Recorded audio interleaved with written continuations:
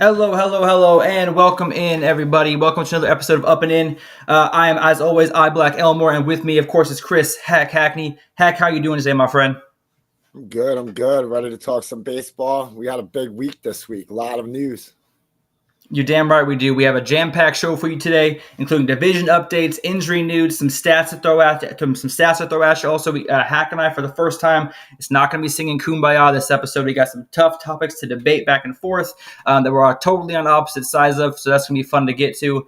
But first things first, let's start off the week. Lots happened this week, and I'm sure a lot of people have actually probably forgotten that this was just a few days ago that this happened. We did have our first official no-hitter of the season. Let's go ahead and throw that out there, and let's watch the last out of that, and let's get some reactions after. 2 to Guerrero. Ground ball tap. Blanco lets it go by. Dubon fields. Throws to first in time. A no-hitter! Ronel Blanco! Yainer Diaz, the first to jump into his arms. And the rest of his teammates come out to mob him. Ronel Blanco has thrown the 17th no-hitter in Houston Astros history as the Astros defeat the Toronto Blue Jays 10-0. What a performance by the Astros for their first win of the season and for Joe Espada's first ever win as a big league manager. Blanco just found out 6 days ago he was going to be in the rotation. All right, well, that was the experience. I watched that live. Hack, did you get a chance to watch the end of that game? Yeah, I was watching it. I got your text message and flipped over, checked it out. It was a good game, good experience. It's always nice to watch a no-hitter. They're always a good one. He was still 2 walks away from having the perfect game. I think those are a little bit more special, but this was an impressive performance out of the kid. Yeah, I mean, it's kind of hard to argue with that. I mean, he's a 30-year-old making his 8th career start in the big leagues. Had tremendous success against the Toronto Blue Jays lineup, which is full of complete hitters from top to bottom in that lineup. Crazy stat for you. That's the 17th no-hitter in franchise history and the 4th no-hitter for Houston since 2022. That's crazy to me how many no-hitters Houston has had and the success their pitching staff and bullpen have had. Do you have any reactions when you hear that statistic? I feel like it is a unique stat, but because, like you said, 4 times in the last 2 years, it's almost as hard as it is to pitch a no-hitter. It seems like at Houston, it's old hat. It's like buy a ticket, have a season ticket, get to see a no-hitter. Yeah, no, I mean, I can't argue with you there. And another pitcher that had a great week that obviously we wanted to kind of talk about and throw out there because, like I said, it happened earlier in the week, probably easily forgotten, and he had made his major league debut with the Chicago Cubs this season, and that's going to be Shota Imanaga. Had 6 innings pitched, 9 strikeouts. He actually held the Rockies also for no hits through 5 2/3 before giving up a couple hits, ultimately finishing out the 6th inning before giving up to the bullpen. He showed great signs of what's kind of to come. Today, he also had a great outing, throwing 4 innings pitched against the Yankees, or sorry, not the Yankees, the Dodgers, before they were unfortunately postponed to rain. So unfortunately, they have resumed play since then, but because they of the huge break, he was not able to come back out. But he had 4 innings pitched, only gave up 2 hits, 3 strikeouts against a tough Dodgers lineup. Is Shota Imanaga someone to keep an eye on this season, Hack? What are you thinking? I'm on the Imanaga train personally. We had talked before the season, and I told you I had him higher than the Dodgers new acquire, Yamamoto. I think he's got the stuff. I think he's a more complete pitcher at this stage of their careers. That might change going forward, but for this season, and with Justice Steele going down, I think he's the Cubs ace this season. Yeah, I mean, I definitely would have to agree with you there. I mean, like I said, today I really wish we could have seen him go a full 6, possibly 7 innings, the way he was kind of getting through that Dodgers lineup and really see him succeed. But that's a great call out as far as him being, but possibly could be the ace of that staff.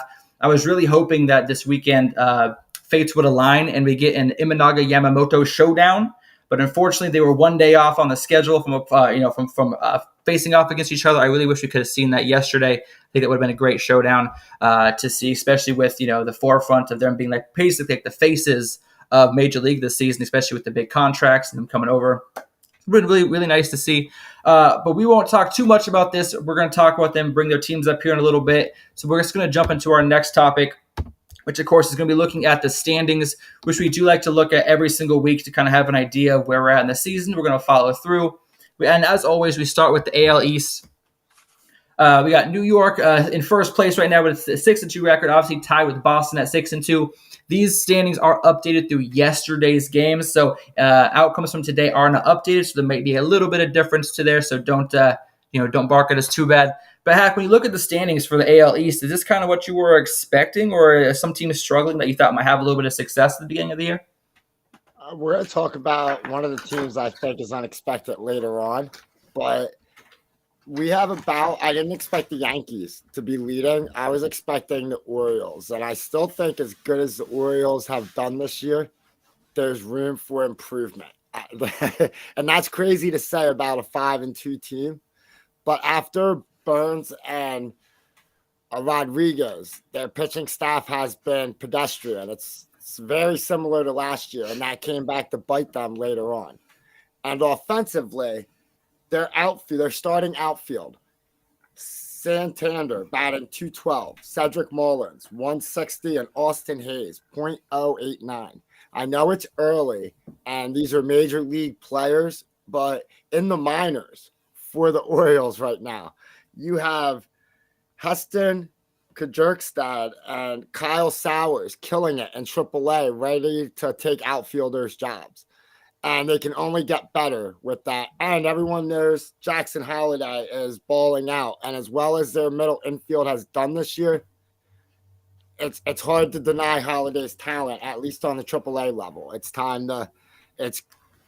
This could come back to hurt them every game they lose because of not bringing these young kids up. New York and Boston are looking good. This division could be a very hard division to come out of. Yeah, I mean, Boston's Red Sox, the Red Sox bullpen ERA is the lowest in the majors. Absolutely shutting down, once the stars are being pulled, they're absolutely shutting down offenses every single time they get put on the field, which is honestly, I was expecting Boston to start out a little bit slower, maybe have a little bit head of steam heading into the All-Star break. I did not expect them to be at the top of the division this early. And then, of course, you got Tampa Bay. I mean, I don't know what's going on there. Their offense is not really flowing. Their pitching staff is not really getting late into games like they had in the past. I think they've kind of them trading away their top pitching staff talent and then constantly bringing up new guys, I think they finally hit that wall where I think it's finally caught up to them. They let Glasnow go. They've got other talented pitchers go. If they would have held on to a couple of those arms from the last few years, this would be the fiercest starting five in baseball. Do you see anything going on with the Rays that might be causing this, or do you think maybe it's just the beginning of the season, they're kind of still figuring some stuff out? I think you made a really good point. It's hard every year to reload with new players and being unwilling to pay. I will say that the fans of the Rays get what they deserve because it's hard to pay for a Tyler Glasnow when you're not selling. I don't even want to say selling out because that puts a high bar on a team, but you're not selling tickets in that stadium. And you've had a competitive team in the AL East for, I want to say 4 or 5 years now. You have real teams coming in with real talent because of the division you play in, and they don't come out. Again, I'm more of a player fan type of guy, but for the owners, why invest in you when you're not investing in me? Yeah, I could definitely see that. I mean, even when they were making the World Series runs, I mean, they were showing empty sections of the stands in the playoffs. I mean, I think the only time that they were actually truly sold out was during the actual World Series. But even in the ALCS, they had sections of the stands that were kind of empty, and that's the time where usually fans, even like the fair weather fans, are buying tickets, and they weren't even buying tickets then. So I can definitely see exactly where you're coming from. A team that we haven't talked about yet is Toronto, the Blue Jays. Just like we talked about earlier with the no-hitter, they got no-hit one game. 2 games later, they were a victim of a one-hitter. Their offense is up. Their offense is down. I mean, like I said, they shut out the Yankees opening day at this Yankee Stadium opening day. Still only scoring 3 runs. I mean, what's going on with the Blue Jays offense? They're just not clicking. Vladimir Guerrero Jr. is not showing the power we were anticipating this early in the season.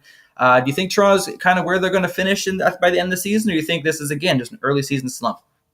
I think it's Toronto being Toronto. I've been a fan of theirs for the last couple of years, so I've paid a little more attention to them than some other teams. And they're a hot and cold team. They haven't been consistent for the last couple of years, and that's really their Achilles. Are they talented? Yes. I would even venture to say 7 out of 10 games they step on the field, they're the more talented team, pitching and offense. But they have laws. They thought bringing in Justin Turner and even Joey Votto was going to mature the team and maybe make the ship more steady, and it hasn't in the beginning. But we're only 8 games in, so we see how. If this continues at game 30, I might start to say, are they going to become sellers? And is it time to revamp the team? Yeah, I was saying the same exact thing earlier in the season, how I had high hopes for them, but like this was kind of the year where they either put up or sell out. And then, so I'm exactly on the same page with you.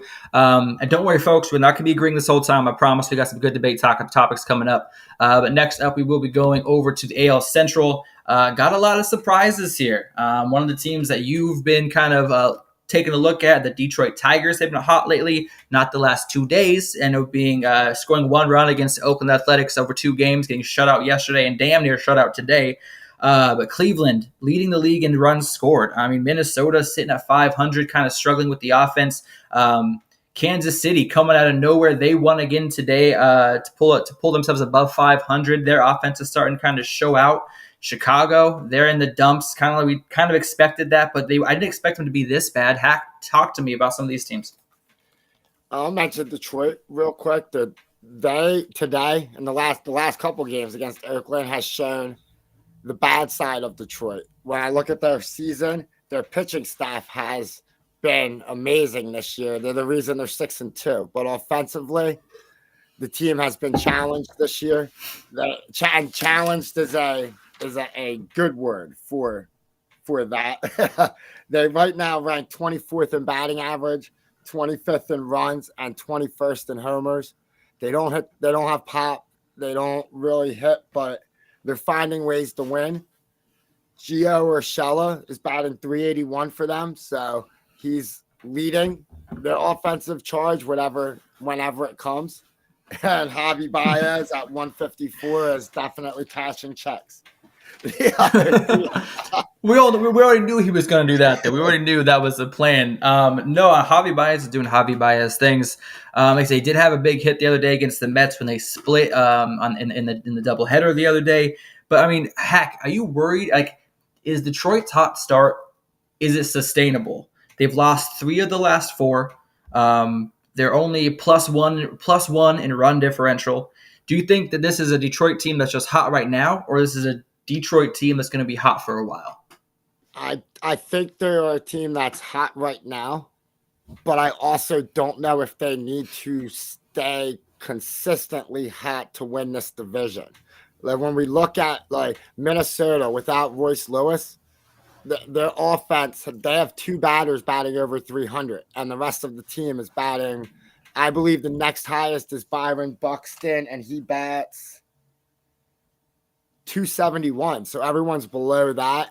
That's not good. Kansas City, young team, but they're not going to sustain. They're a 500 team, and Chicago's thrown in the towel. I believe. So it's a 2. If you can stay winning and stay healthy, it's only Cleveland that looks like, and Cleveland suffered a big hit this week. So we'll see if Cleveland can sustain the success over the next 14 days.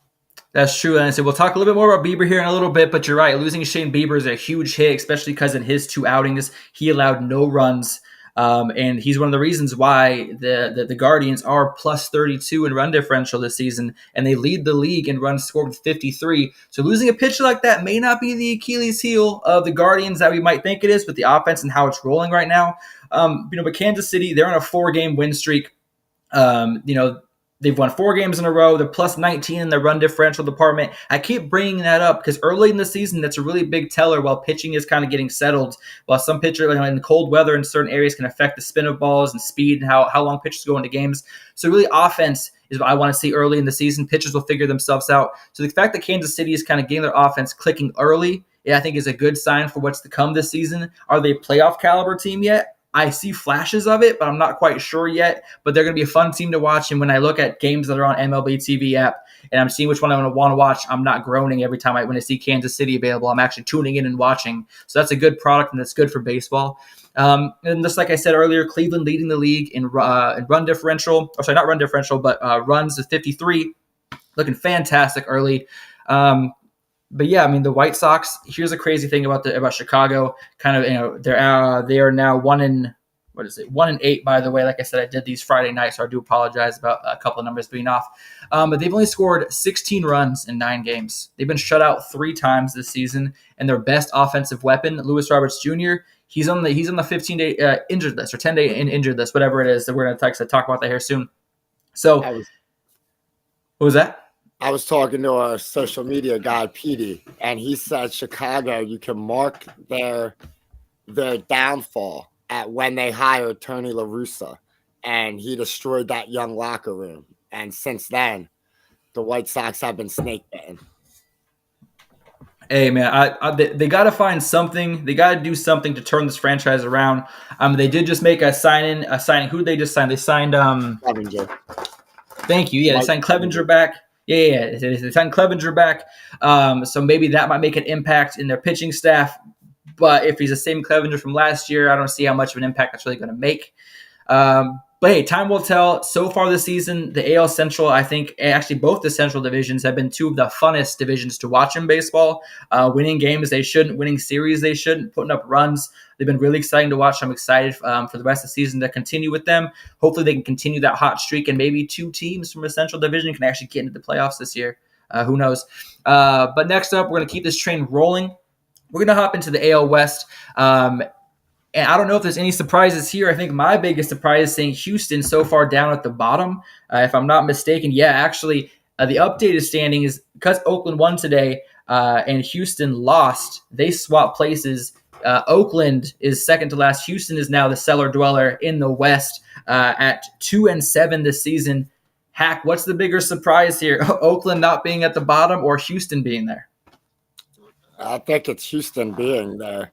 And it's crazy when I was doing research for talk about Houston. They're not bad. Like on paper, the offense has clicked. The pitching staff is respectable with the no-hitter and Javier. You have 2 pitchers that they're the 2 wins, and their 2 starts have been dominant. Valdez has not looked bad. They get a lot of hits. What's missing from Houston this year is they're not getting the big key hit. And I'm going to be honest, we're about, what are they now? 8, like maybe 9 games in. The Hader signing has been a disaster. He is, let me pull up my stats here on him. He's 0-2 for them with a 6.75 earned run average and a blown save already this season. That's not what Houston thought they were getting. And I mean, statistically, they were better off holding with Neris and Presley as their combo starters because Hader has not been good this year. Yeah, I mean, if you look at every single team in the AL West right now, aside from Texas, who's a plus 25, the Angels, Mariners, Astros, and the A's are all minus in the plus minus column as far as run differential. Only Texas at plus 25 is in positive. Every team is kind of giving up runs like a sieve. Houston, like I said, I'm very surprised to see, especially because, like I said, we all had them picked to go so far into the postseason. Should we be jumping off the bandwagon for the Astros already, or should we kind of hang on a little longer and expect some things to turn around? They still got big names on their roster. They're just not producing. Altuve's still doing his thing, but behind him, not much is going on. Hack, talk to me. What do you think? I think it's a hold. Houston's one of the few teams in Major League Baseball that can go a month without losing. Every day they can put out a quality starter. Their offense has been proven. Any player struggling, Bregman right now is struggling a little bit. The man is a 300 hitter. He knows how to hit a baseball. He's been doing it a long time. I don't worry. The only thing I would worry about is home, because I believe Houston is a team looking towards the playoffs. And when you start like this, if you stay cold, the 1 seed gets farther and farther away from you, and you're going to have to be on the road constantly in the postseason. Now, after last seat postseason, maybe they prefer to be on the road. But that's generally not the path you want to take. Yeah, I mean, you said they're only 2-5 at home this season, 0-2 on the road now. They got to if they're going to win, they got to figure out if they're going to win on the road or at home, but they got to figure out where they're going to win. You said home field advantage should be a thing, especially for someone who's had as much success in the last few years in the major leagues, and their fans being behind them and sticking through all the controversy and the turmoil. They should have better success for their home team, or when they're home for their fans who kind of have stuck with them through all that. So hopefully they're able to turn that around. The Angels, surprisingly enough, starting 5-4. Mike Trout hit his 4th home run today, which gives him 4 RBIs. So I'm really excited to see how long it's going to be until he actually drives somebody in that's not himself. But are the Angels surprising to you, or is this just, as we've said, kind of with every team we've talked about, is this early season success, or is this something that we can expect? I think it's early season success, but it is surprising because I think most of us had them looking more like the Miami Marlins, the Oakland A's, than we did Texas. And right now, the Angels are pitching. Reed Detmers is 2-0 on the year. He's got a 1.64 ERA with 19 Ks. Their team is playing in the chat. The Taylor Ward has shown up and shown out. Trout's hitting. The Logan O'Happe, the catcher, is having a great start to the year. I don't know if they can sustain the success, but it's giving fans in Los Angeles that they might not be the second to worst team in this division. And Anthony Rendon got a hit. First time in almost a year. So yes, he did. Things are looking up for the Angels right now. Dude, that was great. I was actually watching that game, and every time he came up, the Angels fans were just booing the crap out of him. I don't know if you got a chance to watch it. He came up, and they were literally like booing him as if he was James Harden at the Sixers game. Like, they were booing him so bad. And then he finally got his hit, and it was an infield hit. The dude was like on his knees, like catching his breath, like totally slow pitch softball shape, I swear. And the whole stadium was going nuts. Like, you would have thought they just won the World Series when he got that hit. But hey, good for him. I think he got another hit today. He's got a little bit of a streak going. All right. But the Angels, they do have a winning record right now. I'm not sure how long they can sustain it. Seattle, of course, their pitching is doing fantastic this season. The problem is they can't score any runs. They've only scored 31 runs this season, 21 run differential between them and their opponents. 4-6 on the season, where it says 3-5. They are 4-6 now after today. Is this just early season kind of getting used to the lineup, or is Seattle's lineup kind of not as good as we were anticipating them to be? I don't think most people thought their lineup was going to be a productive lineup. See, I did. I thought it was going to be a little bit better than this. I thought that they were actually be able to put some runs across, actually going to be able to really compete in the West with lineups like Texas and Houston. Like I said, we didn't expect the Angels having success, but I was thinking that Seattle, behind J.P. Crawford and Rodriguez, and with Haniger and Garver and Raleigh, if they're all actually playing up to their caliber, I was thinking they could actually compete. I wasn't expecting this lackluster offense, so for sure. Yeah, I guess I had them at maybe 3 runs a game, 4 runs a game, and that their pitching would hold down. I just don't. I don't think the way watching them play, they don't have the swings, the style at the plate of like an Astros team, and they don't have the power throughout the lineup of the Rangers. So their pitching is what they bank on. But right now, their offense is not putting up even you said 31 runs. So you're looking at almost 2 runs a game. You can't win when you score 2 runs a game in Major League Baseball. It's very, very hard. No, I'm not gonna. Yeah, I mean you're damn right. Especially no matter how good your pitching is, Something's going to give eventually. All it takes is one pitch with a runner on base to change the game. So you're damn right. You got to be able to make those game-changing plays, not just give them up. So I totally agree with you on that one. I'll say this: we give certain teams get a stigma, like Tampa Bay, they won't spend money. Pittsburgh, they don't spend money, and other teams get a pass on it. Seattle had. I'm going to talk about this player later, but you had Teoscar Hernandez. Hernandez, yeah. First name. You had him, and he's having a great start. For different lineup, but he's an impact bat. You didn't re-sign him. You let him walk. Eventually, especially in this division, you gotta keep your offensive players or go out and replace them with top line offensive players. If you want to compete with Texas, and I know right now where Houston's sitting, it's like, but Houston's lineup's going to improve this team. No, go ahead, Hank. No, you go. You're on a roll. You said you were expecting things. I would say if we put up Seattle's lineup next to the Angels lineup, it would look eerily similar because Rodriguez, Trout. And then after that, you have a lot of hoping that this guy's going to be what he is supposed to be. But you don't have a long history of that player actually being that player. You honestly, I think the worst thing that happened to Seattle was the 2001 season where they won 116 games. They did that so unprecedented with Brett Boone at second base, John Olerud at first base, Ichiro's rookie year. They did it with a bunch of kind of like no names. Alex Rodriguez was with the Rangers for big money. All those players were signing with the Yankees and the Rangers and teams like that for big money. And the Mariners weren't really spending that kind of money. And then they had that huge successful season. Didn't make it to the World Series, of course, because that's what the Mariners do best. But they had so much success with that minimal lineup that I think that they've kind of just adopted that philosophy of how they're going to kind of start their teams and make their teams going forward. And the one time they spent money was Robinson Cano, and we all know how that ended up. So, I mean, I think they're kind of they're cool with the philosophy of we're going to develop our guys, bring in some, not so well-known players and hope that they can kind of overproduce. I think that's kind of the philosophy that they've adopted for themselves.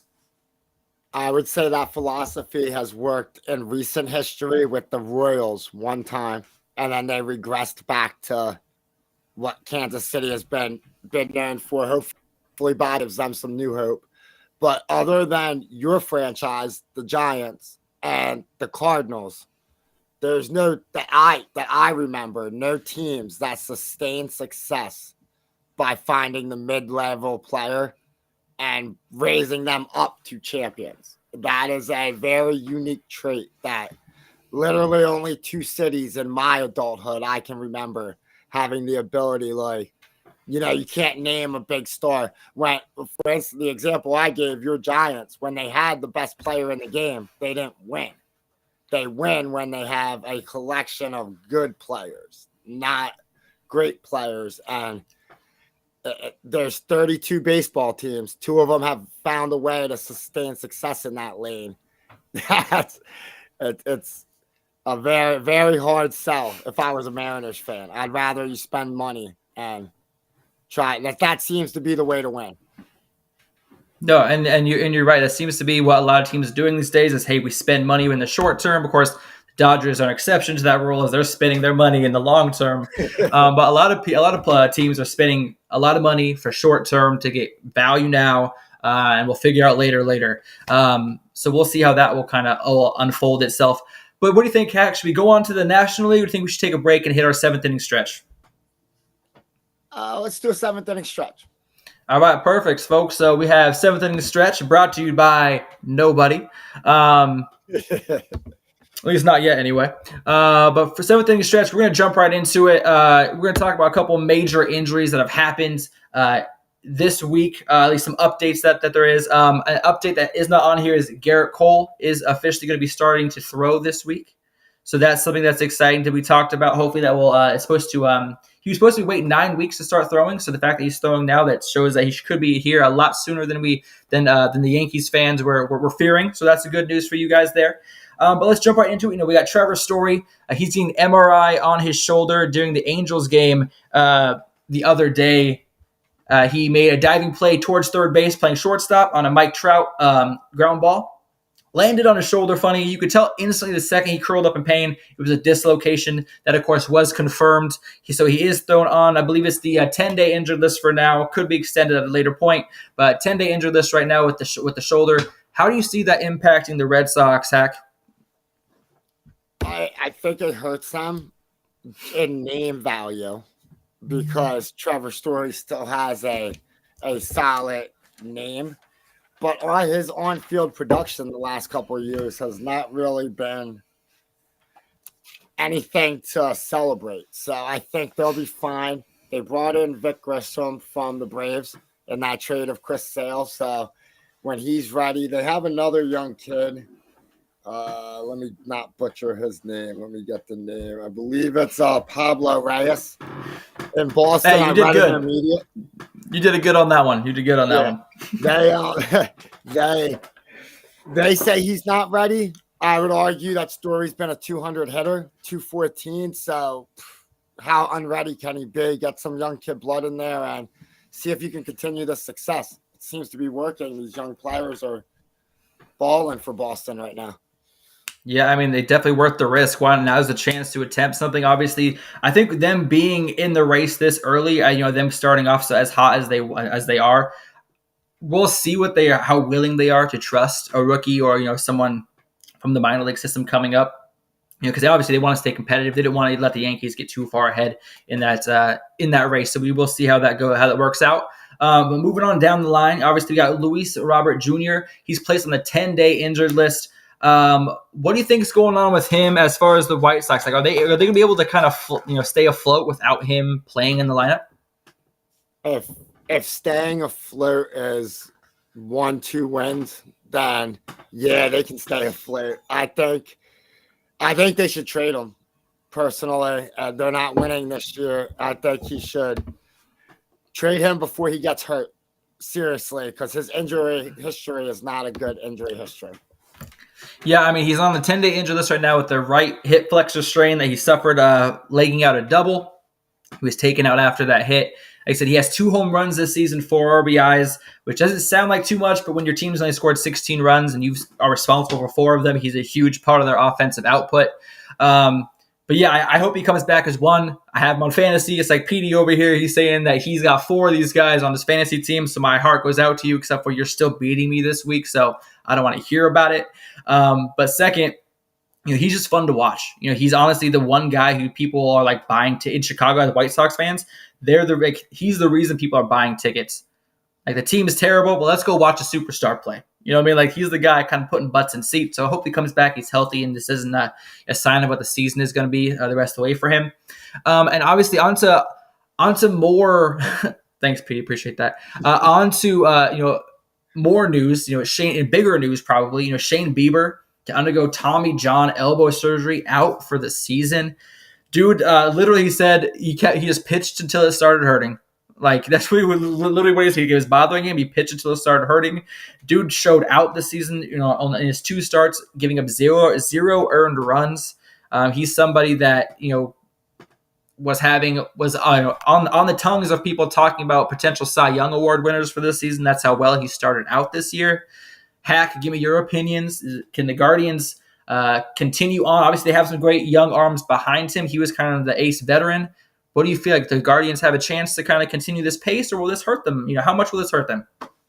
It's a major blow to them. I think that, yes, he was looking like the Shane Bieber that people talked about 2-3 years ago. Cy Youngs, not a Cy Young winner, but having multiple Cy Youngs, and he was back. It stinks for the Guardians. He's still young. I believe, was this the last year of his contract? So I don't know if he's going to pitch for Cleveland again. So, but it's a major blow. They were looking good. He's their ace, and you can't replace a Shane Bieber. You're not going to get that at the trade deadline. So, fortunately for Cleveland, their division is a weaker division, so they should be able to maintain as long as their young pitchers keep the trajectory that they've been on. Dare I say, Cleveland, go get Trevor Bauer right now. Like right now is you have the offense to compete with anybody that they put out there. The Dodgers, the Yankees, you have the offense to compete. You need a pitcher that's able to kind of minimize those runs. You need the guy that's going to step out there in game 2, game 3 of a 5-7 game series. And what Trevor Bauer's kind of shown out there, I think, yeah, you're right. Pete McKenzie's got to step up. I think right now Cleveland should be calling up Trevor Bauer right now and saying, "Hey, get on the phone with Trevor Bauer and say, hey, come help us save our season because we have the potential of being, of winning the AL Central this year." That's my opinion. I'll throw that out there. I don't know if it's going to happen, but that's what I think should happen. We're going to skip over the middle one because we'll talk about him last, but we got Josh Jung out 8 to 10 weeks with a broken wrist. Hack, how do you feel about that? I fractured his right wrist. This is 4th surgery of his career. Do you think he's going to be able to come back from this? I think he will be able to come back. I just think it's going to be a long injury.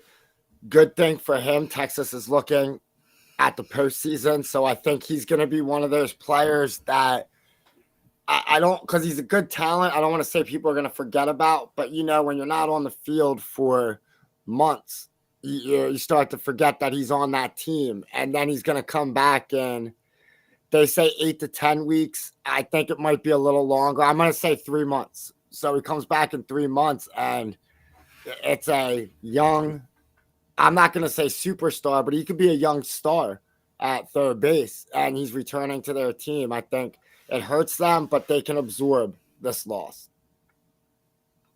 And I'm with you. I mean, they've scored 52 runs this season. This seems like the offense has not stopped. I was absolutely obliterating Houston this series, scoring 10 runs, 8 runs, and I believe 9 runs the other game in this series. Absolutely throwing runs across the board, having no issues. Actually, let me check in on the score of that Houston-Texas game because they're playing right now. Astros are up 3-0 in the bottom of the 6th. So that's a good sign for Houston's offense jumping on the board. Blanco 1 hit through 6 innings. So again, another strong outing from Blanco. So that's great to see that this is a sustained success that he's able to show. But let's get on to probably maybe even bigger than Shane Bieber news. We're talking about Spencer Strider. Underwent MRI. He did get a second opinion today since I did make this. He's on the 15-day injured list. He's got a right elbow UCL sprain, so it's not going to be as long of a return timetable as we were initially anticipating.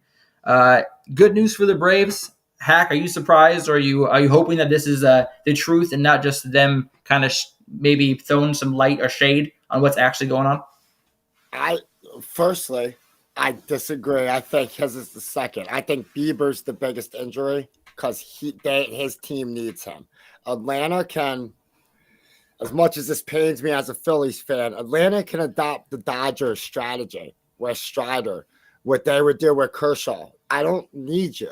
They might not be chasing the record for most wins without Strider, but they're still at worst the first wild card team without Spencer Strider, and they probably will still win the division without Strider because their offense is that much better than most teams in baseball. So I think you take your time with him, just like we talked about with Jung.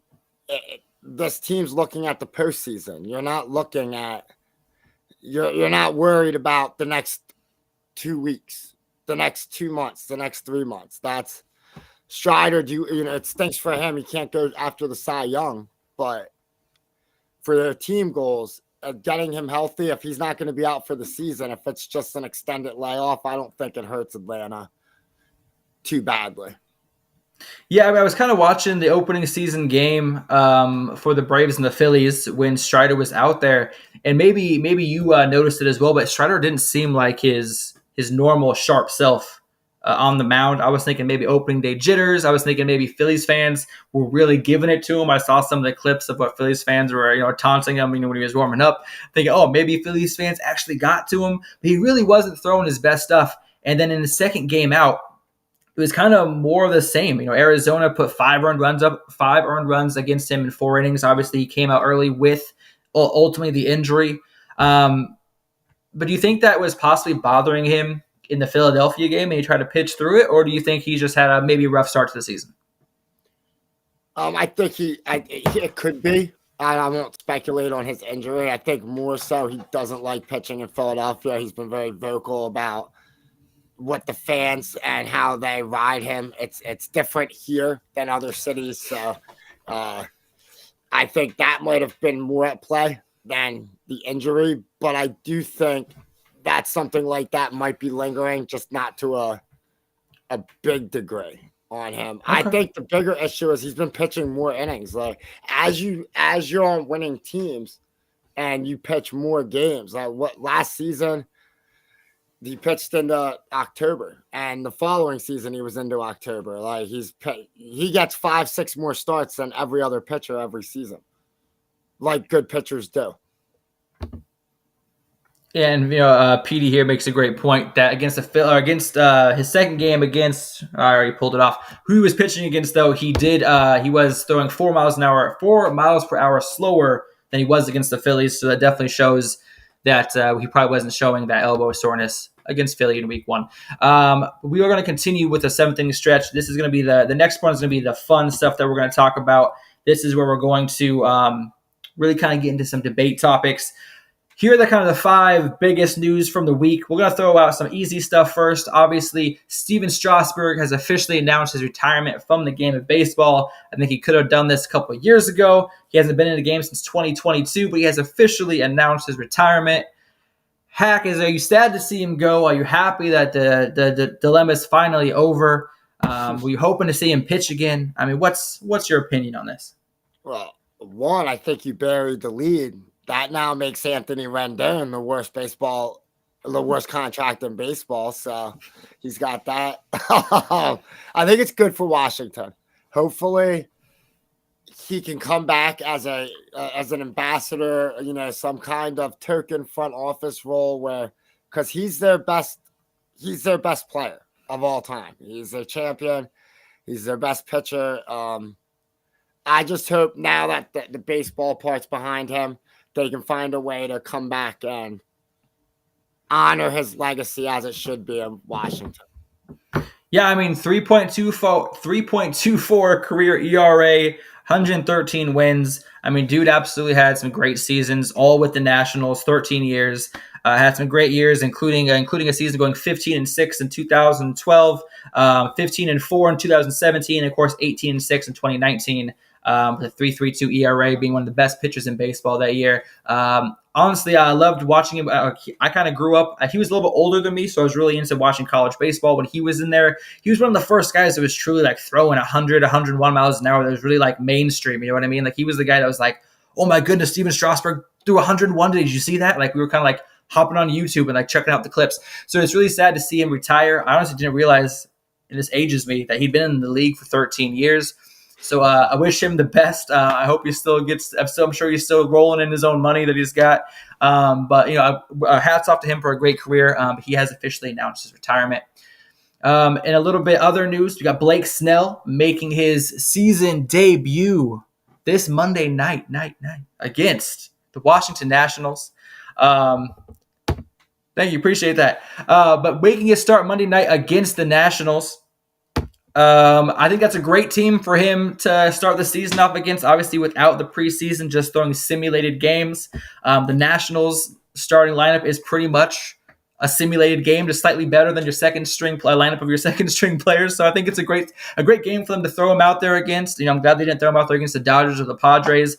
I think his first game in the season shouldn't be against his former team and the hottest team in baseball right now. So I think they played this one smart. Do you agree with me on that one?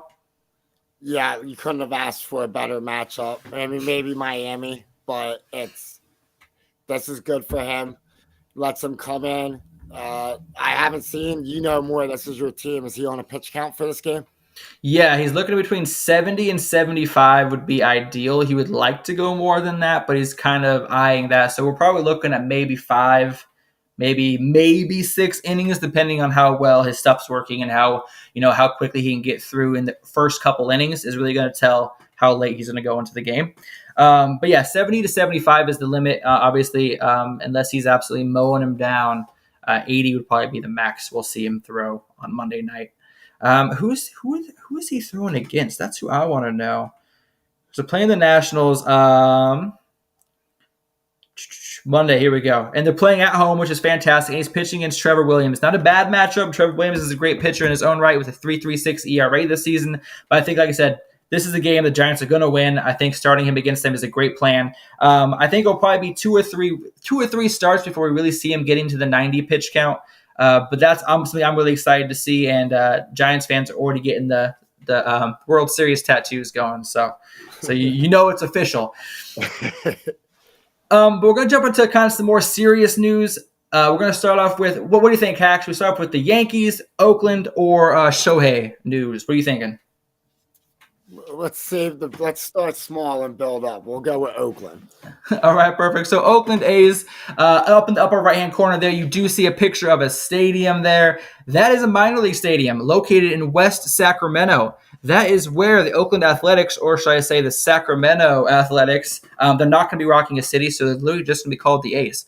That's where they're going to be playing for the next, I believe, 3 years, I believe it was. Players are not excited. They do not want to leave the Coliseum.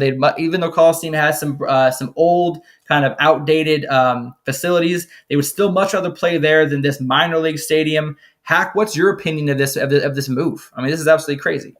Embarrassing. It's embarrassing for Major League Baseball. It's one thing. COVID year, Toronto had to go, and they didn't even play in a minor league city. You shouldn't be allowed to do this.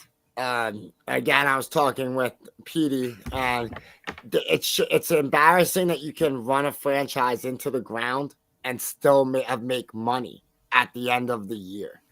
And this isn't a 1 year solution. This is a 3 year. 3 years. We were talking pre-show. You said they share one bathroom. Like, I have softball fields that have 2 porta potties. It's ridiculous that Major League Baseball players are being forced to play in this. It's just not embarrassing. It's embarrassing. Yeah, I mean, could you imagine, like, here comes Aaron Judge and Soto, and they're pulling up to play the Yankees, or pulling up to play the A's, and they pull up to this minor league stadium. Like, these guys, like, they earned their way out of these stadiums to play in front of the the fans. I mean, this place only sits, 10,000 people, and with the lawn seating, they can stretch out to 12,000 or 14,000. I mean, this place is tiny. Like I said, the bathrooms, there's one bathroom to split between the bullpens. I mean, this place is absolutely atrocious compared to any other MLB facility. I mean, I feel bad for the A's players.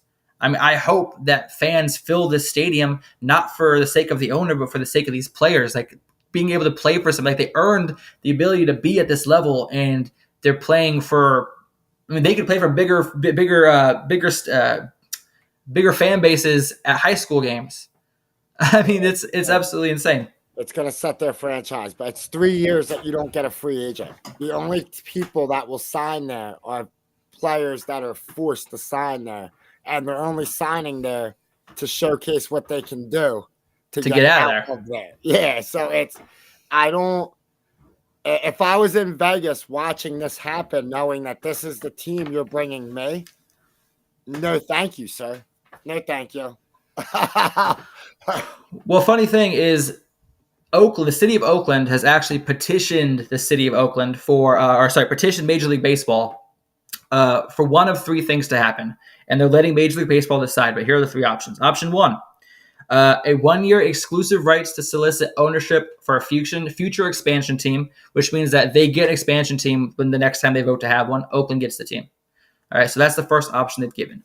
Option 2 is they vote to leave the A's colors and name in Oakland, so that later, when and if they do get a team, they can still be the Oakland A's. So when they move to Vegas, they got to get a new name.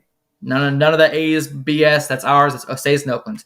And option 3, that Major League Baseball helps facilitate the sale of the A's to a local ownership group, aka keep the A's in Oakland. Do not let them move to Vegas. Those are the three options that Oakland is giving the MLB Players Association to kind of force to happen with the A's franchise, which is, I think, great for the city because the Warriors left Oakland. The A's are now leaving Oakland. Thank you. Yeah, the Raiders. Thank you. I was like, my mind totally blank. The Raiders just left Oakland. I mean, everywhere is jumping ship. Oakland's got to do something, to keep their, that area of fans happy. So I'm hoping something happens from there. But yeah, no one big is going to Oakland. Ain't nobody signing. I mean, they're going to have to be doing Moneyball for the rest of their time until they go to Vegas, and then they can have whoever they want. But it's going to be rough for the next few years if you're an A's fan or if you play for the A's. I feel bad for you guys. I argued that they won't get everyone they want because players see ownership. And you can change you can put fancy digs on this, but you can't change the owners that did this. It's still going to be the same owner that ran this show for the last 3 years. And I think players will be turned off. No player leaving Oakland's going to have good stories about the ownership for the last 2 years and the next 3. So that's a 5-year window of players trashing your organization. Yeah. Yeah, absolutely. I mean, if they're not already trashing your organization, I mean, your fans are boycotting your games. I mean, the biggest fans that your team plays in front of are opposing stadiums. I mean, they look forward to going on the road so they can play in front of people. I mean, that's sad. But we're going to move on from that. I'm sure that more news will develop on that front as the season goes on. So we'll have more for you, more trash talking to Oakland because they deserve it. Not the city, but the A's. What do you think, New York or Shohei? Well, let's end with Shohei. So let's do New York. All right, so this is kind of a funny thing to me. I'm on one end of the spectrum, Hack is on another, but the New York Yankees are offering their fans the ability to make their jerseys that they purchase even more official and spend $15 more on top of your jersey price to add the advertisement logo that the Yankees have on their sleeves. They want you to pay $15 to add that logo onto your sleeve so you can look more official walking around in New York Yankee attire. This must be how they're paying the Juan Soto contract. Like, this must be how they're getting that extra money. Because, Hack, you said you have an opinion, a pretty strong opinion on this. I mean, jerseys, like I said, they're already like $95, $120, depending on the player. And now they're saying, hey, give us another $15 to make it more official and walk around with an advertisement on you. How do you feel about it, Hack? I'm going to preface this by saying I don't really know what the ad is on any major league jersey. Even the Phillies, I don't know what ad is on their sleeve. And I don't care. I pay the $95, the $120 for the jersey. If you want the patch, I see no problem with the team being like, add $15 for this patch. And people are complaining heavily for this. I don't play video games personally, but I know a lot of my friends play Call of Duty. Call of Duty, you spend, I don't know, like $70 for a video game. And then 2 months later, they say, here's a special pack coming out. Give me another $30. And everybody pays that money, and they're happy about it. And we're gonna die on this mountain for a $15 patch. Just pay. You still have a legit major league jersey. You don't need to add to it. If you want the patch, pay the $15. If you don't want the patch, don't pay it. If you don't want to pay $15, wait 3 weeks. It'll be on the streets or outside the stadiums for $5. Sew it on yourself. Sew it on at home. Okay. So here's the thing. If your mindset is make it an option, if they buy it, they do. If they don't, they don't. Who gives a crap? Then okay, I'm cool with that. My thing is there's no way in HE double hockey sticks that I'm purchasing a company logo and walking around with that shit on my sleeve, advertising their company name, and I'm paying them to advertise for them. There is no way. If I'm advertising for you, you do that, you want to put that on there, do it for free. They should already be on there for free. With the jersey prices and how many jerseys are selling right now and how hot of an item they are, that's free advertising. Why charge? That company's going to make so much money just from people walking around with it on their sleeve. Why charge money for it? Let it be free if people want it. Don't freaking charge $15. Like, that's free advertisement. That's my issue with it. I guess. I mean, who is selling it? Is the advertiser selling it, or is Major League Baseball selling it? The New York Yankees are selling it. It's not Major League Baseball. Yeah, the Yankees are selling it. I really doubt that whoever the sponsor is that they're selling is getting any cut from this. So it's not like the sponsor is like, hey, you can't put my name on your jersey. This is a way for this is almost like you have an entry-level jersey and then you have a pro jersey. The pro jersey is going to cost you $15 extra and you get a patch on it. Would that make you feel like, because every day that's the way it is. You have option 1, which is basic, and then you have option 2, which is premium. So like, if they might have sold it poorly. Maybe they need a new marketing department. I'm available. But what they're doing is what happens every single day. It's just they wrapped it in the worst possible way. Yeah, they wrapped it as if, oh, it's a privilege that we are allowing you to spend $15 for us to sew this patch on there for you. And it's for a Star Insurance. Like, I don't know. You're in the Philly area. Star Insurance, is that around? Is that really around the Philly area? No. In fact, it would hurt their sales for me because I wouldn't want to work with somebody that works with the Yankees. No, but I can't argue with you on there. I'm kind of like Ken Griffey Jr. in that matter, where if the Yankees were the last team available and they signed me, I'd have to retire. That'd be it for me. It couldn't be a Yankee. I'm not shaving my face. I'm not covering up on my tattoos. Not doing none of that. But no, that was a fun conversation. Yeah, for me, for my stance is I'm not going to pay money to advertise a company. You know what I mean? Like, again, like you pay, $50 for a Nike shirt, but guess what? I'm paying Nike. I'm not buying $100 jersey and then having to pay more money to add on to my attire. You know what I mean? Like, I don't go to. He's talking about. I'm gonna buy the $15 patch, and then I'm gonna tell you that your jersey is nice, but it's not official. It's not official. $15 patch. That's what that $15 patch gets you there, Elmore. The exclusivity. Okay. All right. You know what? I digress. We'll see. I'm gonna look up to see next week if I can find any stats on how many people are actually buying this, or if it's totally a waste of their time. But we're gonna move on to. It's not really necessarily huge news. Obviously, Ohtani has had bigger news in the recent past, but this is more referring to his first official home run with the Dodgers. Thank you, Hack. Petey apparently thinks you're an idiot. But that's a compliment in the podcast world. You can tell us insults. It's fine. We love it. But no, with the last news that's kind of big in the world right now with Shohei Ohtani is he finally hit his first home run with the Los Angeles Dodgers. A longtime fan, caught the ball, super excited. Dodgers security did come and retrieve her from her seat in the stands, so because it was a historical moment. We were all excited. We were all like, oh, she probably got some signed stuff. Like if she gave the ball up, she got signed stuff. She got to meet Shohei, like all this cool stuff she probably got. She finally did come out to the public, and she did say that what she did receive was I did write this down so I didn't mess it up. She got 2 hats signed, of course, 1 bat that was signed, and another ball that was signed. Which again, not a terrible haul, but according to some authentication places, that ball could have been worth up to $100,000. Before we get into how they fix this situation, Hack, what's your opinion on the ball being worth $100,000 just because it's a first home run, and 2, do you think that's kind of a fair trade? I mean, 2 hats, a ball, and a bat all signed. How do you feel about that? I think the estimated price is. It could even be a little low if she waited a year to sell it, because there's only ever one first home run as a Dodger. And the market for Ohtani collectibles is crazy. I collect cards, and the value on his stuff is just, and this is a one of one. It can only be one of them.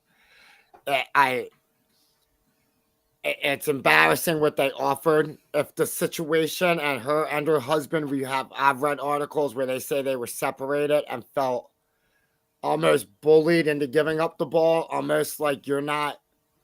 I'm not accusing it of being you're not leaving here, but the way it was made, they felt like you're not leaving with the ball, and here's the offer. That's an embarrassing. I mean, you didn't even offer tickets. You offered a couple hats and a bat. That's if we take out everything else and just use the money, you took $100,000, let's say, from her and gave her a couple thousand. It's not a good look, especially after all I think, again, like I said with the Yankees, here was a chance for a PR win after you've taken some PR losses. And I think it's just another big loss for Ohtani and the Dodgers organization as a whole. Well, I think where people really got irritated wasn't so much with the offer. It was when Ohtani, after the game, was being interviewed. And he stated that, he had a chance to speak with the fan that caught the ball, only to find out that they never met. She never got a chance to meet Shohei. She was kind of talking to security, and they literally told her, well, you can keep the ball, but we're not going to authenticate it. So you proving this is the Ohtani home run ball is impossible if we don't do that. So basically it was take the offer or try to sell a baseball that's any baseball, without us doing our job. So you take it or leave it. So you're right. She did kind of feel bullied and forced. And without authentication, it's literally just a $2.99 baseball. But, I think I can't really get too upset. I can't take it with I take it with a grain of salt when he says that, he said, I met her and, we were able to get that ball back. It was through an interpreter. It's through a new interpreter. And they did interview another Japanese interpreter who was kind of listening to what Ohtani was saying. And he was kind of using ambiguous words, or words like we could have been, or words like I could have been misconstrued for we. So he could have been like, we as the Dodgers organization were able to talk to the fan and get the ball back, and then it was translated as the word I talked to her. So I can't really get on him too much for that. I think that could have been just a translation issue. His new translator doesn't seem too confident when relaying messages. I don't know if you've seen his interviews, but the guy kind of pauses and kind of like takes things like think of the words he's going to use and then kind of relays it. So I don't know I think that was more of a miscommunication issue than anything. Do you think that there's more to that? Do you think he's lying and just trying to look good in the public and he's just putting blinders over our eyes? Or do you think it's possibility of just like a miscommunication? I mean, I'll give I disagree, but I will give you the point of it could have been a miscommunication. It could be anything. Unfortunately, I don't know. Unfortunately, I don't speak his native language, so I'm always going to have to take it from an interpreter. And from I know the way I talk, and if you interpret it into a foreign language, I don't think it translates. So, but I think I think he meant and he got.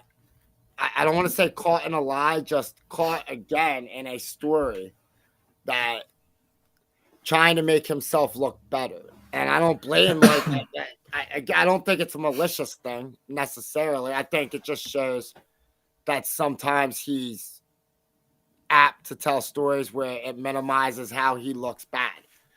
And again, I can't believe it's this way because you didn't really hear this in the Angels. I just think a bigger spotlight he's under now. And the Dodgers should get him some media training to identify those words. If the new translator is shaky, find a more confident translator because, unfortunately, because of the stories that have been written about him, everything he does is going to be under a microscope. Fair or not fair. We're not going to debate the fairness of it. It is what it is. And, again, this offer, you had a chance to make it really good. You had a chance to make a really good photo op of, even if all you gave was the hats and bat, you signing it and handing it to her with reporters there. Even if it's not genuine, it's the right media, the right savvy media move to make, and they butchered it. And now his haters are saying, look, another example of him lying. Yep. Well, like I said, we won't spend too much more time on this. I will wrap it up by letting you know that the Dodgers have kind of gone out of their own, gone out on the limb to kind of make the situation a little bit better. On April 12th, which happens to be the fan Amber Roman who caught the ball's birthday, she will be attending a Dodgers game, having an on-field experience where she'll be able to meet all the players, not just Ohtani, but all of them. They will sign whatever and anything that she wants, and she'll have club-level seats for the game. She says that she's really happy about that outcome. She would have never been able to afford the club level seats without this. So she'll never have this opportunity again. So she did take them up on the offer. I think it's a little bit too much too late, especially if what she says is true, where they basically threatened to not authenticate the ball if she did not turn it over. I think it's a little bit, like I said, a little bit too much too late. And I mean, all the players are gonna know that we're only here because you caused a stink, and so it's gonna. Like, I wouldn't take it. I'm like, no, the players are gonna be pissed that they're there. They have to take time out of their pregame routine to come and shake my hand and take pictures. Like, hell no, that's not how I want to meet the Dodgers. I would turn it down personally. But do you think, like I said, we won't take too much time on it? But do you think that that's a fair compromise as far as what they gave her? I think it's a good day. It's a memorable day. So if she took it, as long as she's happy, the rest of the world should be happy. My last point on this is it's a dangerous sign for Major League Baseball, because when you get a ticket and you like, everyone's dream is to catch that home run ball, to catch a 500th home run, to catch a rookie's first home run. If you can't keep it, if the threat now is we just won't authenticate it, you're going to take what we give you, there's going to be a lot more of these stories popping up all over Major League Baseball. And soon, unfortunately, and as ugly as it'll be, somebody's going to sue. And it's going to make it not fun. It's going to ruin a good thing. What was always a fun, it's like the lottery, a fun deal. You caught a ball. Well, that was something that kind of turned me the wrong way. Is her husband, Alexis Valenzuela. He said that, they felt like they should have been rewarded for catching the ball. And to me, I think catching a ball, I've been to hundreds of games, maybe not hundreds, but I've been to a lot of games in my life. I'm sure you have too. Have you ever gotten a foul ball, Hack? You got a foul ball, a home run ball? Nah. I've gotten close once at a minor league game. Like, just the ability to catch that ball, to me, like, that's a reward for me. Like, I'm happy as hell if I'm catching a home run ball. And like I said, I think I'm happy with the overall package at the end. At the beginning, I would have been a little upset. I also think I would have kind of stood my ground a little more. I'm glad it did get ultimately resolved. We got to talk a little bit more about this, because with that response. So, what response? The response you had about the joy, the reward is catching the ball, which I do agree with in premise. Okay. Like, so you catch. I don't really know how it would go down. You catch the Giants World Series clinching home run ball, and that player wants the ball back. What you're going is after you catch it, do you say that was my reward? And when security comes, you just flip it to him and say, thank you. Tell the player, good game. No, absolutely not. But the fact that people feel like they're entitled, like, realistically, like, yes, you don't have to give them back the ball, and realistically, the Dodgers don't have to give you nothing. They don't have to give you anything. So, like, the fact that they're making an offer, like, I don't know, maybe I'm minimalist and I'm happy with simple things. But like I said, I'd be happy with the total package. I wouldn't have given up the ball at first that easily without meeting Ohtani. I think it would have been a little more full, stern with my stance on that. But again, it's hard to say what I do because I've never had the joy or pleasure of catching a foul ball or a home run. So I really can't say. I like to say I would do the right, not the right thing, but I like to say I'd be the bigger person and just be like, here's the ball. It's your accomplishment. Thanks for letting me be part of it. But I can't honestly speak to that. I'm giving them the ball, but I'm getting season tickets because that's I want season tickets for the rest of my life. Well, not even for the rest of my life, just for the next following year. But this ball is $100,000. I don't know these people, but let's say it's $100,000. That's for 80% of Americans. $100,000 is a life-altering amount of money. So,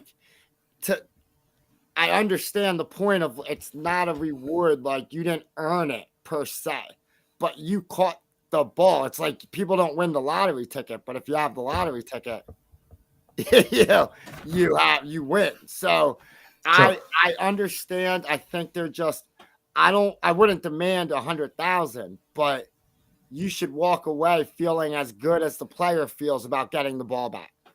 Because that ball is not his ball, it's your ball. I guess maybe to me it's just not that big of a deal because it's the first home run as a Dodger. But he's already hit one in preseason. He's already hit 121 other home runs in his career. I guess to me it's not that big of a milestone to expect that much. You know what I mean? The fact that someone said it's $100,000 ball is asinine to me. It's his first home run as a Dodger. He's going to have 1 second home run and 1 third home run also. These aren't if it was his 100th home run or his Dodgers record-setting home run or his 300, it's something milestone. I get it, but your first home run as a Dodger, who cares? You know what I mean? Who cares? If it would have happened at an opposing team stadium, would they have made it as big of a deal? Yes. You think so? Yes. I think it would have been harder to get back. But yes. Good point. But we won't spend any more time talking about this. We've spent a lot of time talking about it. We'll have more updates and more stories like this every single week.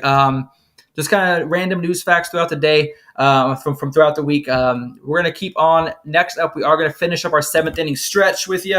We only have a couple more segments left. This last one, which is Hack and I's teams and players of the week. And then we'll finish up the National League standings, and then we'll kind of wrap it up for the week and end it with some highlights from the week and walk-off hits, diving catches, home runs, all that good stuff.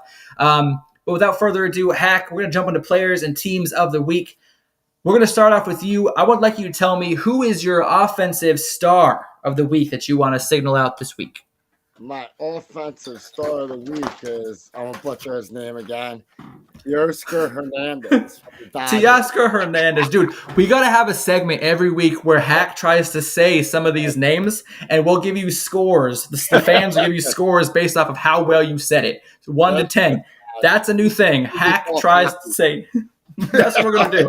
From now on, we're going to start that. Okay. But continue. All right. Teoscar Hernandez, tell me about him. Why did he get your player of the week this week? He has a 273 batting average, 4 home runs. That's tied for second in the NL, and 14 RBIs, which leads baseball. He's off to a hot start with the Dodgers. The Dodgers as a team are off to a hot start, and he's a big reason. I think there was people talked about this being a good signing for the Dodgers, but it got overshadowed with the big pitching and Ohtani, I mean, as it should be. But he's shown up and solidified himself as an everyday outfielder. And I don't know if he was projected to be that going into the season. So he is my offensive star of the week. Yeah, and I recently just added him to my fantasy team midweek, giving me some great numbers. So I do appreciate Teoscar as well. He needs to keep showing out for the bottom of that Dodgers lineup. Someone at that bottom has got to produce with all their firepower being up at the top, and that's a great pick this week, Hack. I'm going to jump over to the National League Central with my player of the week, and I'm going to go ahead and choose Mr. Spencer Steer of the Cincinnati Reds. This week, he's gone 11 for 22, 500 batting average over the last 7 days, 3 home runs, 10 RBIs. He's only struck out 4 times in the 6 games over the last week, truly seeing the ball fantastically at the plate. Like I said, 500 batting average, really helping drive the offensive juggernaut that the Reds have kind of been this season. Hopefully they can continue that trend. They're fun to watch when they're batting on all cylinders. And it's nice to see somebody besides Elly De La Cruz really kind of showing up offensively and showing out with some big numbers. So shout out to Mr. Spencer Steer. Hopefully to see you on this list again later in the season. Hack, who do you got for pitcher of the week? My pitcher is Tanner Houck from the Boston Red Sox. He has pitched 2 games this week. He started with Oakland. He went 6 innings, 0 earned runs, and 10 Ks for the win. And he followed that up today facing the Angels. He went another 6 innings, 0 earned runs, 7 Ks, and got the win. He's been the ace on a staff that has had some impressive numbers I'm going to get into in the next one. But he is my pitcher of the week. You know what, Hack? We're going to go ahead and we're going to let you jump into your team of the week because, you know, it sounds like you have something that really kind of goes together. So talk about Tanner Houck and then jump into the Red Sox. He's leading a pitching staff for the Boston Red Sox that has Nick Pivetta at 1-1 with a .82 ERA. Ooh. And Cutter Crawford, who has a 0-0. He hasn't factored into a decision yet, but he, in 2 starts, is at a .84 ERA. Their pitching staff has shown up this season. You had mentioned earlier about their relievers being number 1 in baseball. Nobody had this pitching staff doing what they are doing. They're doing this with Devers having a very slow start at the plate. So when their offense gets on track, Boston Red Sox might not be a flash in the pan. Jarren Duran is a rookie doing big things for them right now. So I love this team. I love their start.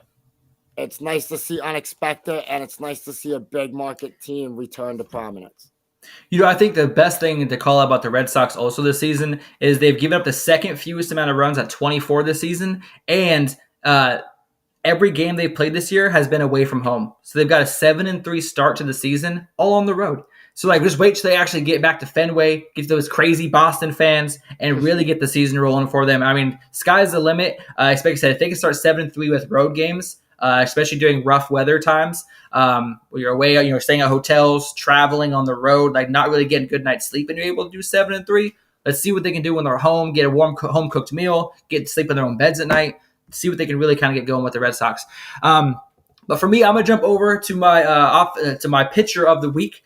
And I'm going to go to the Oakland Athletics. We've been talking a lot of bad things about the organization, but the players are still playing their hearts out there. And I'm going to call out Paul Blackburn, who got 2 starts this week for the Oakland Athletics, pitched 13 innings between the 2 starts, only giving up 6 hits, allowing no runs over the 2, shutting out Detroit over 6 innings, and shutting out Cleveland over 7. The Guardians, we talked earlier about them being one of the best offenses at the start of the season, and Paul Blackburn of the A's completely shut them down for 7 innings. The Guardians ended up winning that game 4-3 in extras, which is unfortunate because Blackburn definitely deserved to earn a decision in that game, but fantastic pitching nonetheless. It's good to see an athletic pitcher really show up and show out and make his way on this list. And then next up, we got, of course, my team of the week, the Chicago Cubs. The White Sox, well, they're not having the greatest season. The Cubs have a fantastic start to the year. This week, they've gone 5-1 with their only loss to the Dodgers, but they swept the Rockies in a 3-game series, and they just beat the Dodgers 2-1 in a 3-game series out back in Chicago. It really starts with the top of their lineup. 4 out of the 5 guys are batting over 300 to start the year. Bellinger is the only guy under 300, and he's going to get it together as the season goes on. He got a little bit late start to preseason, spring training, so I think that's just taking him a little bit into a couple weeks of the first part of the season. I think he'll kind of snap out of it. But then, of course, we got Seiya Suzuki playing out of his mind right now with a .313 batting average, 2 home runs and 11 RBIs this week. I mean, this team is absolutely playing at the top of their game. Like I said, beating the Dodgers in a 3-game series is not something that's going to be easy. I wouldn't doubt it if the Dodgers last maybe only 5 series all season. But that's who I got for my team and pitcher and offensive player of the week. Heck, great picks on your end. I can't wait to see kind of who we pick next week for our players of the week. But we are going to continue on with this show, and we're going to hit up our offense, or our standings. We're going to jump over to the National League, where we're going to wrap things up, get the show finished, get you folks on with the rest of your Sunday. I appreciate you guys kind of hanging out with us and enjoying the show. I know a lot of you guys are watching WrestleMania right now, maybe taking a break, so we appreciate you kind of tuning in. But let's start with the NL East, Hack. When you look at the standings, you got Atlanta, Philadelphia. The Mets have climbed out of the cellar. They won again today, so they got 3 wins on the season. You got the Washington Nationals and, of course, Miami Marlins rounding up the East. What's your opinions on the division? I'm going to talk about Miami. I feel like the top is, we've talked about Atlanta. It looks about what we thought it would look like at the top. Miami got their first win today. But I'm going to talk about some off-field stuff with Miami. They voided the club option for 2025 on their manager. That's never a good sign. It's looking like he's going to be the first manager fired in Major League Baseball this year. And then I'm going to move on to Jazz Chisholm. He gave an interview on a podcast, and I'm sure a lot of our listeners saw it, where he just tore apart the old Marlins leaders and said it wasn't fun, the culture that was there. And now basically it felt like him saying, this is now my team, and I'll show you how it should be done. Right now, the man's batting 194 with 1 home run, 5 RBIs, and he's leading a 1-9 team. I'm going to talk about the guy that he was talking about later in the show.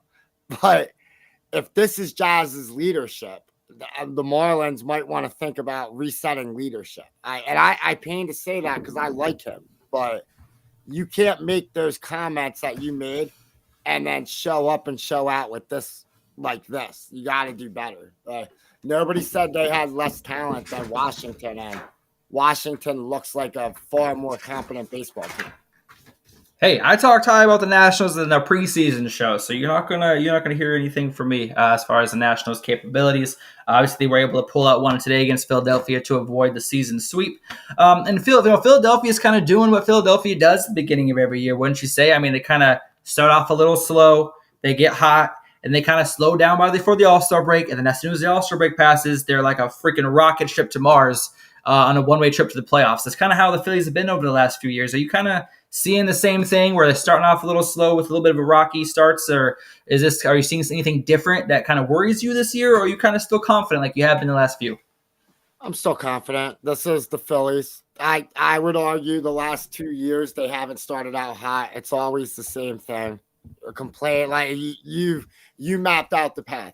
Complain in the beginning, heat up a little.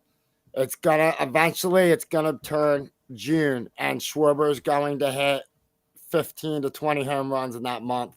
The Phillies are gonna lose 3 games all month, and it'll all be back to we're gonna win the World Series. So I think sometimes Tiger doesn't change its stripes. So we did our predictions. I picked the Braves to win the division because this is the Phillies. They know when to play and when I guess they can rest. as much as it irritates their fans when they can take a step back. Great season. A great series against the Diamondbacks with 2 comeback wins and then a dominant win today with Chris. But New York has been able to win 3 of the last 4 games, including the game today. But New York's offense, it's really struggled starting out the season. Batting 185 as a team. In the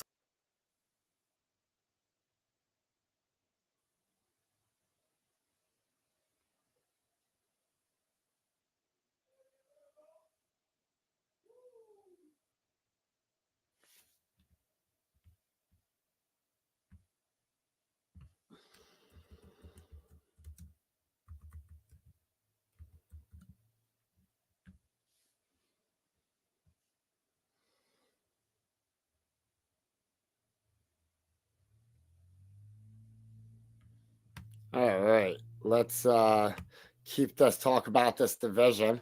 We'll get back eye black real soon. I can talk about the Mets. The Mets offense has been atrocious, but the Mets are an atrocious team. Their pitching staff has been slightly better than atrocious, but just slightly. They're going to regress back down, probably hang out with the Marlins down at the bottom of the division, while the Phillies and the Braves will rise. Without my co-host, I'm not able to go through slides, but we can move to the Central Division. The Central Division has been hotly contested. It's the only division in baseball that every team is over 500. St. Louis has been a surprise in this division, but mostly Milwaukee.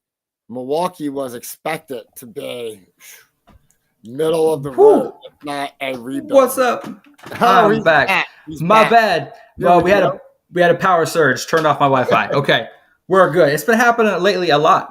Where were we? We were talking about the NL East. Let me get that back up for us real quick. So sorry about that. Thank you, Hack, for kind of riffing off the top of the head. Live TV, folks, or live podcasting. It's going to happen from time to time. Let me get this back up for us so we can kind of jump back into it. We only got a few minutes left in the show. Appreciate everybody kind of hanging out. Hack killing it on the improv. There we go. Perfect. Coming back up for us. Anything else you want to talk about the AL East? Kind of what I was saying before I got cut off there. I'm not sure what all got heard. Is the Mets starting off with a 185 batting average to start the season off. Pete Alonso looking like he's kind of swinging at a swarm of ants up there. Not really. He's got a couple home runs, a couple big home runs this season, but he's not having a lot of confidence at the plate. Are you seeing the same thing? Have you had a really chance to check out the Mets this year? Yeah, while you were gone, we talked about how atrocious the Mets were. Okay, good. Yeah, they're a dumpster fire. They'll be hanging out with the Miami Marlins soon enough. Yeah, I figured you had no problem filling the time while I was gone with some Mets hate of some sort. Of course, Atlanta doing what staff has been better. No, that's true. Staff has been a lot better than any analyst that I've listened to said it was going to be. So I give them that credit. Yeah, they've only given up 38 runs. Only 3 teams have given up fewer runs than the Mets. It's just it's a shame that their offense isn't rolling. Obviously, Nimmo at the beginning of the lineup batting under 100. You got Francisco. They're talking about kind of having like a Trey Turner moment for him at the next homestand to kind of see if they can get him going again because he's batting like 145. Like this, the Mets need to find some sort of offense. And I know it's early, but the sooner you can get it going, the better for the franchise and for the fans. You know how New York fans are; they can be fickle at times. We're going to keep this train rolling. Like I said, my bad on getting us a little bit behind here, but we got the NL Central up next. We got Milwaukee, Pittsburgh, Chicago, the Reds, and St. Louis rounding up the pack. All 5 teams have been competitive this season. All 5 teams have been fun to watch. The Centrals, I feel like, have been the best divisions in baseball so far this season.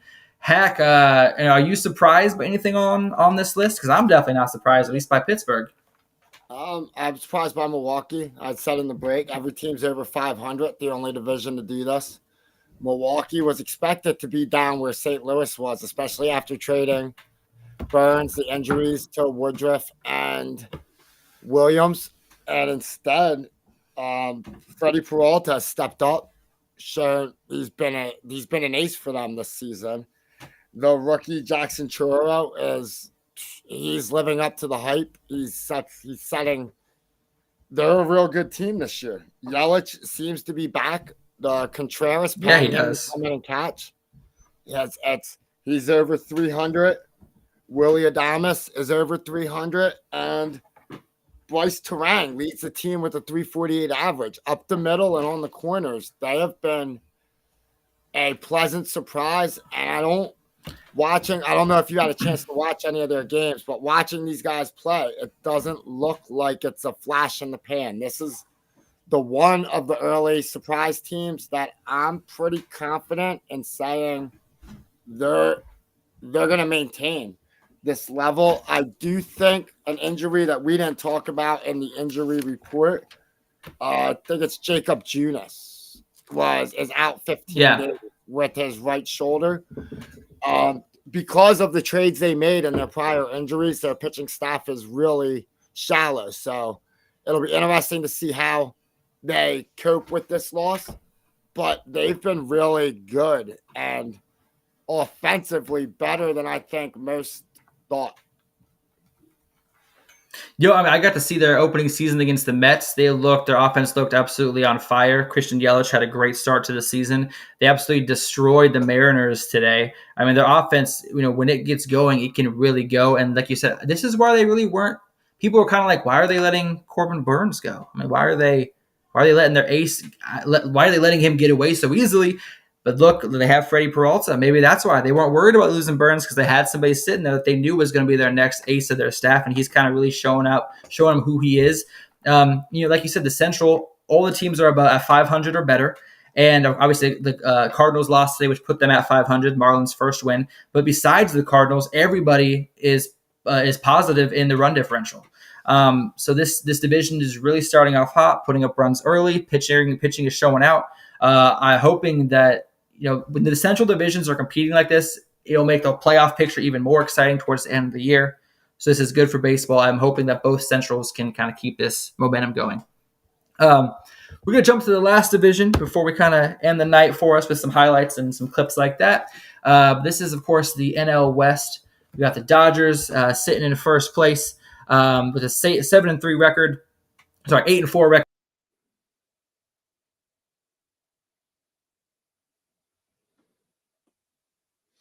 All right. Looks like our co-host had another surge, but I got the visual laid up for this one, so we can go over the preview here. The Dodgers lead the division.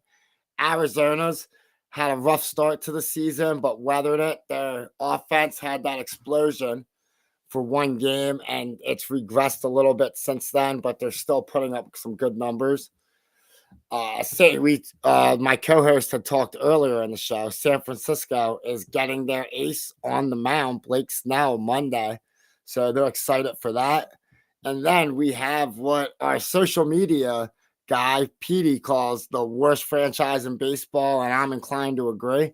Colorado Rockies rounding out the bottom of this division. I'm going to take a second, talk about the Dodgers.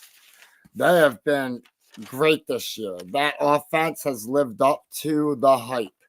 They are first in runs, third in batting average, first in home runs, second in on-base percentage, and third in slugging. Their offense has shown up and shown out. Will Smith is batting .415 with 8 RBI. Arguably one of, if not the best young catcher in the game. Mookie Betts has been nothing short of the MVP. He is putting up early season that is unparalleled in major leagues right now. They have the player that Jazz, in our earlier segment I was talking about, that Jazz Chisholm said was a terrible leader and hated his leadership style. Miguel Rojas is batting .385 with 2 home runs and 4 RBIs. So that bad leader is only getting beaten out in RBIs by Jazz.